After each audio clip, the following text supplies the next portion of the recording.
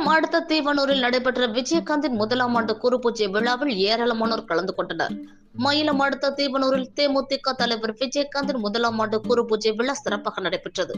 ஒன்றிய செயலாளர் RP முருகன் தலைமையில் நடைபெற்ற இந்நிகழ்ச்சியில் சிறப்பு அழைப்பாளர்களாக மாவட்ட கழக துணை செயலாளர்கள் சுந்தரேசன் மற்றும் வெங்கடேசன் ஆகியோர் கலந்து கொண்டு அலங்கரிக்கப்பட்ட தேமுதிக தலைவர் விஜயகாந்தின் திருவுருவ படத்திற்கு மலர் தூவி மரியாதை செலுத்தியதுடன் அங்குள்ள பொதுமக்களுக்கு அன்னதானம் வழங்கினார்கள்.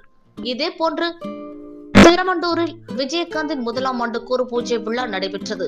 ஒன்றிய அவைத் தலைவர் TC முருகன் தலைமையில் நடைபெற்ற இந்நிகழ்ச்சியில் சிறப்பு அழைப்பாளர்களாக மாவட்ட கழக துணை செயலாளர்கள் சுந்தரேசன் மற்றும் வெங்கடேசன் ஆகியோர் கலந்து கொண்டு விஜயகாந்தின் திருவுருவ படத்திற்கு மலர் தூவி மரியாதை செலுத்தியதுடன் பொதுமக்களுக்கு அன்னதானம் வழங்கினார்கள்.